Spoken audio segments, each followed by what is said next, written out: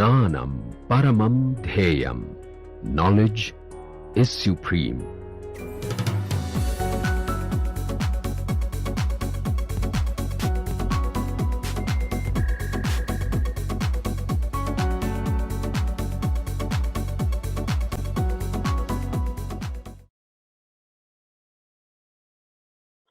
We are discussing the problem of symmetry of normal modes of vibration, right?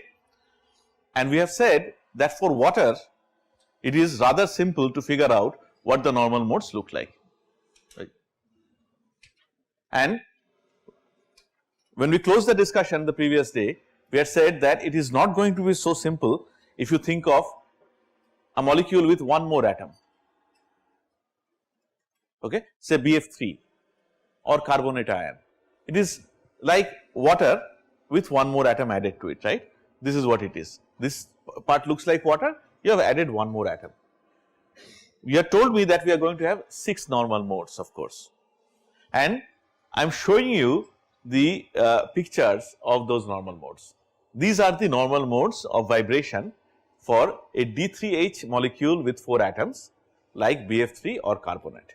Now, if you look at these, you could have perhaps guessed this one, the symmetric stretch, okay, and this one. What kind of motion is this? This plus and minus means, plus means coming towards you, minus means going away from you. So, this is called doming motion. Dome, you know a dome, you see on top of a mosque or a gurudwara or some churches, you have domes, right? Gombuj, right? That is a dome. So, here it is a planar, trigonal planar structure. If the bonds come towards you, of course, to keep the center of gravity in place, the central atom has to go away from you behind the plane of the projection. That is called doming motion, right? A planar structure becomes a dome, that is called doming. So, this doming motion also perhaps you can kind of guess. This is like a symmetric, this is like a bending motion. You can perhaps guess, but you do not know by how much this will go up. I cannot guess this one, definitely not this one, and if I can guess this one, I do not know the difference between this and this, okay. So, it is not simple, you cannot figure out, but of course, since I have drawn those arrows, there must be some way of knowing what the normal modes look like for even these molecules, okay. So, there is something called Wilson's FG matrix, by which you can actually figure out the frequencies and amplitudes of all these normal modes of vibration, okay. Amplitudes mean amplitudes of each individual internal motion. So, the point is, it is impossible to do it by intuition, right. So, what we will do here, I told you what we will not do, I should also tell you what we will do. We will try to use symmetry to figure out as much as we can of this problem. What we will be able to do is, we will be able to tell how many normal modes of which symmetry are present. When I say which symmetry, I mean which irreducible representation, okay. You will see we will be able to do that, and we will also be able to tell which of these are IR active, which of these are Raman active, and while doing that, we will arrive at something called mutual exclusion principle for centrosymmetric molecules. And the way we do it is, this is our recipe, we go back to basics. What was the basic? How did we get this number 3n minus 6? We said that of these n atoms, each is associated with 3 coordinates x, y or z, right. So, we work with these 3n Cartesian coordinates x, y, z attached to each atom. Then what we will do is, we will figure out the symmetries of these ensemble of 3n Cartesian coordinates. From there, we will eliminate the 3 translational and 3 rotational coordinates, and then we will not really do transformation to symmetry coordinates, but to some extent we will be able to tell what is the contribution of which internal motion to each of these normal modes, okay. Part of it might sound like Greek and Latin or Hebrew at this moment, but let us be brave and take the first step, things will become clearer as we go. So, this is my molecule, okay, BF3 or carbonate, we will just write 1, 2, 3, 4. as the identifiers for atoms. What is the first step? I must, by the way, this discussion is there in many books. I am following Cotton's book, but more or less identical discussion is there definitely in Graybeel's book, and I think even Macquarie and Simon, but I am not sure about that. Okay. But Cotton symmetry in chemistry is fairly commonly available, you can follow it. So, this is what it is. So, what will I do to start with? I will assign x, y, z to each of these, okay. And what we will do is we will follow Cotton's convention and draw the x, y, z axis like this. Could I have drawn it in some other way? Of course, I could have drawn, okay, but I have to start with some convention. This is the convention that we use. So, it is important to understand the directions of x and y and z, and this is where, yes. So, this is x axis pointing downwards, right. How do I define it? If this is the carbon atom, if this is the not carbon atom, whatever atom, if this is atom number, what was it? 1, right? Yeah, it's written there. If the top atom is atom number 1, then x axis is aligned with the 1,4 bond, and of course, the other x axis have to be parallel to it, okay. How have I drawn y?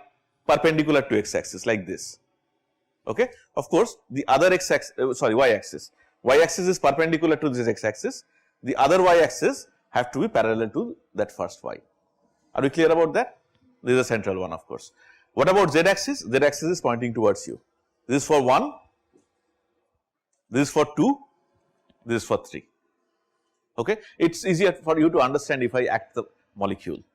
So, okay. Now, what I will do is, how many coordinates do I have then? How many atoms? How many coordinates? 12. So, you understand for each of these operations, we are going to deal with 12 coordinates. So, we will actually try to work out the transformation matrices. So, those will be 12 by 12 matrices, and then we will see what we see. And by the time we are done, we will actually learn a couple of very useful tricks, which will help us to reduce the dimensionality. You will see we will not have to deal with 12 by 12 matrices actually. And next day, we will actually learn a very easy mathematical expression, which we can use as a black box. But it will not be a black box for us, we will learn how it comes, okay. So, to start with, what is the symmetry point group? What is the point group of this molecule? D3H, very good. What are the symmetry operations?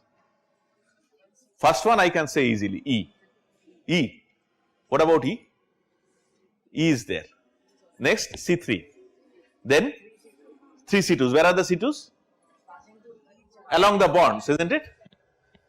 This is a C2, this is a C2, this is a C2, okay. What else? Sigma H. What is sigma H? Molecular plane, very good. What else? But wait, is there any other axis? You talked about the simple axis of symmetry. Is there any compound axis? S3 is also there, right? C3 is also S3, okay. Now, what about any other sigma? This perpendicular planes, okay. I, do we have point of inversion? No, okay, let us begin. So, first one, what is the first matrix? Matrix for E. E, what is E? E means doing nothing or multiplying by 1, right. So, what are the coordinates I have? x1, y1, z1, x2, y2, z2, x3, y3, z3, x4, y4, z4. 12 coordinates, right. So, what is the matrix for E for a 12 dimensional basis? It is a 12 dimensional unit matrix, isn't it? 1 0 0 0 0, then 0 1 0 0 0 0 0 0 1, so on and so forth. So, what is the character? 12. So, if you remember, character of the unit matrix is equal to the dimensionality of the basis. This is something we have learnt earlier. What is the next operation? C3. So, we have to understand what happens to the coordinates when I apply C3. Let us start with 4. 4 is easiest to understand. This is Z, right. What happens to Z4 when I do C3? It remains Z4. Simple. What about Z1? This is Z1. So I'll do it like this. So I'll turn in that direction, okay? This is Z1. Turn by 120 degrees, what happens? It becomes Z3, Z2, okay? What about Z2? Turn by 120 degrees, it becomes Z3. What about Z3? Turn by 120 degrees, it becomes Z1. Are we clear? Actually, I've shown everything here, but Z I think you have understood, right? So I'll write that first. Z1 dashed is Z2, Z2 dash, okay, it write itself, Z3, Z3 dashed equal to Z1 and Z4 dashed equal to Z4, alright. So when I use a dashed, I mean transformed coordinate, fine. Now let's work with X and Y, okay. So let's understand carefully what happens to X and Y. Again, X4, Y4 are easiest to understand. This was the original X4, right? I've turned by 120 degrees and I went like this. If this is X4, 90 degrees and 30 degrees, 120 degrees. This will be the direction of X4, okay.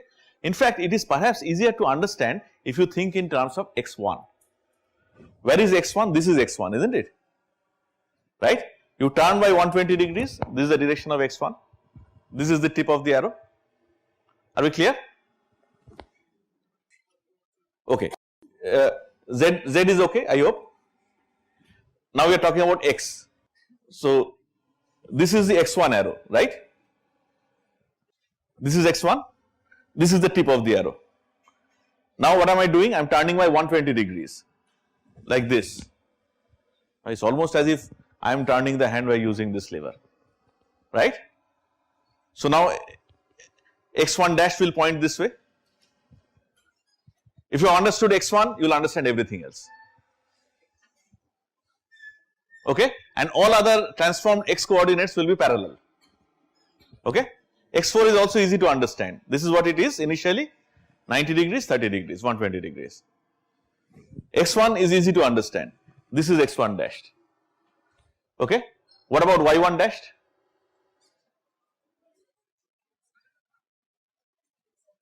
Or rather, let us finish with the X's. What about X2? What was the original direction of X2? Like this, right? Where will it go? It will be something like this, right? Parallel to this and parallel to this, right? So I hope you have understood the X's. And what about Y? Where was Y? We will go back once again. Right. What about Y? This was Y, right?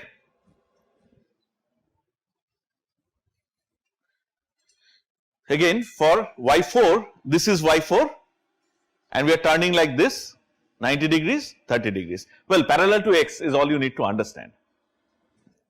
1 again is easy to understand. This is X1, sorry, Y1. This is the new position of 1.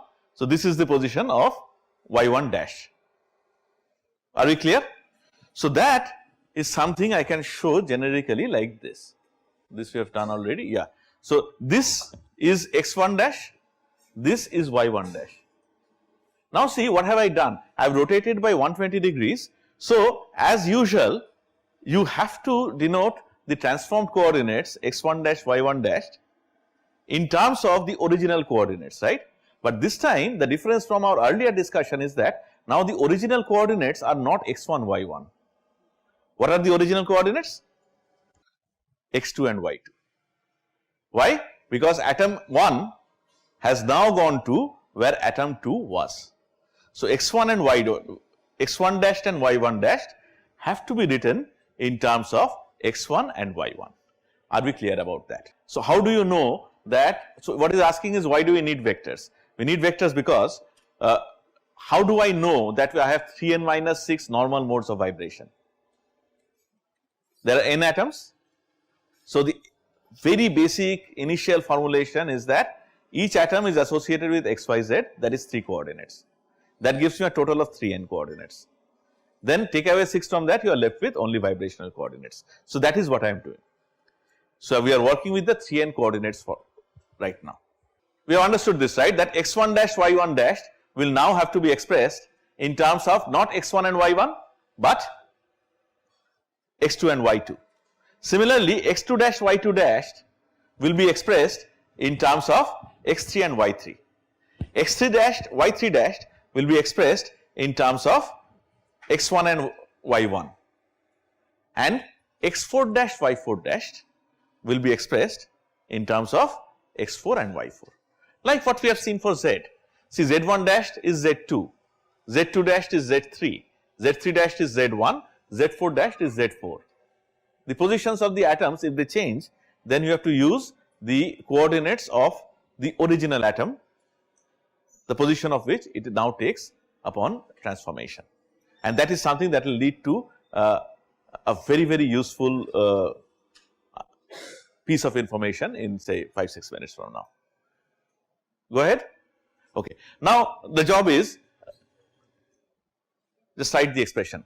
So what I want to write is x1 dash is equal to something into x2 plus something into y2. y1 dash is equal to something into x2 plus something into y2. Okay. How do I do that? You do that very simply. Recognize the angles. Alright. So now tell me, what will it be? x1 dash is equal to what multiplied by x2? What is the x2 coordinate of x1 dash? First of all, this is plus, so it will be minus, isn't it? This angle is 30. So what will be the x2 coordinate of x1 dash? Sin 30 or cos 30? Sin, right? And will it be plus or minus? Minus, yeah.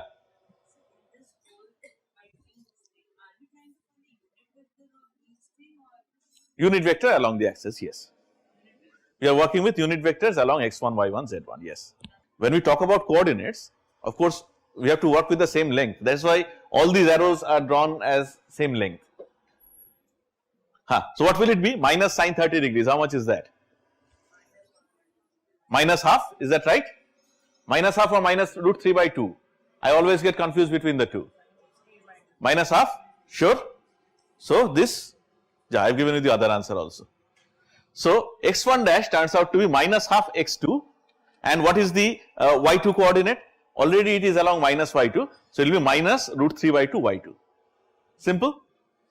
And it is not very difficult to see that for everything you will get these for x2. What about y1 dash? What will y1 dash be? y1 dash will be how much multiplied by x2 plus how much multiplied by y2. This is 30 degrees. So plus cos 30 degrees into x2, how much is that? Root 3 by 2 x2. And what about y2? It's along minus y2 and sine, right? So how much will it be? Our root 3, how can sine and cos both be root 3 by 2? Half. Okay. So y1 dash equal to root 3 by 2 x2 minus half x2. Are we clear with that? Sure. And then the rest is simple. x2 dash, y2 dash, same coefficients. Sure. Same coefficients. x3 dash, y3 dash, same coefficient. The only thing that you have to be careful about is which atom you are working with. Okay. Any question? No question? Answer? Okay. x4 dash, of course, x4 is the only atom that does not move. Atom 4 is the only atom that does not move. So x4 dash is minus half into x4 minus root 3 by 2 into y4. Clear? Okay? Right. So now, what do we want to do? What are we trying to do here? We are trying to get the transformation matrix. How do I get the transformation matrix? Let me write the equations first. I think the question is, can I write one general equation? Okay. So general equation would be xi dash, or rather, yeah, xi dash is equal to minus half xj minus root 3 by 2 yj.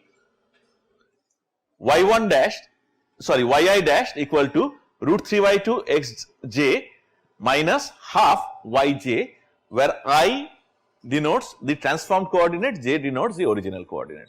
That will be the general form of the equation if that is what you are asking for. We are working with the 3n coordinates associated with each atom, alright. Finally we want to talk about internal coordinates. We are talking about motion of one atom with respect to the other. If we use the laboratory fixed coordinate system, then it is difficult to see. It is much easier if you go and sit on one atom and see how they move with respect to each other. You are working with 3n coordinates associated, sets of 3 coordinates associated with each atom. So you have to do this, right. So I have erased the diagram and let me write it in a little neat fashion like this. So what I have is I have a set of 3 equations for every atom, okay. Now I want to write it in the form of a matrix. Of course you understand that when I want to write a form of matrix, what I will have is I will have a lot of 0 coefficients, right. For example, this x1 dashed is minus half, but what is it, what is the coefficient of say x1? 0. So I have to write something like x1 dashed is equal to 0x1 plus 0y1 plus 0z1 minus half x2 minus root 3 by 2 y2 and then everything else is 0 once again. Why am I all of a sudden importing so many zeros? Because I have to write the matrix, alright. I hope this is not very difficult to understand. These are the equations that you write. So just so that we see things a little better, what we will do is we will show you the non-zero blocks in a different color, okay. So these blue ones are the blocks that we have worked out in the previous stage, alright. Clear so far? This part is easy, I hope. Now can you write the matrix now? Hey. Left hand side x1 dashed, y1 z dashed, z1 dashed, x2 dashed, y2 dashed, z2 dashed, etc., etc. Write the whole thing as a column matrix. Right hand side what I will do, x1 y1 z1, x2 y2 z2, x3 y3 z3, x4 y4 z4 as a column matrix. That will be left multiplied by the transformation matrix. The transformation matrix will be a collection of the coefficients. I hope there is no difficulty going from here to here. Raksha, easy? Okay. So this is the matrix. First let us work out the character, then we will talk. What is a character? Character is sum of all these diagonal elements. So what is it? 0 plus 0 plus 0 plus 0 plus 0 plus 0 plus 0 plus 0 plus 0. Now we have something minus half and then 1. So finally after all this we get a 0. So character of C3, if you work with the 3n coordinates of the molecule, turns out to be a 0, okay.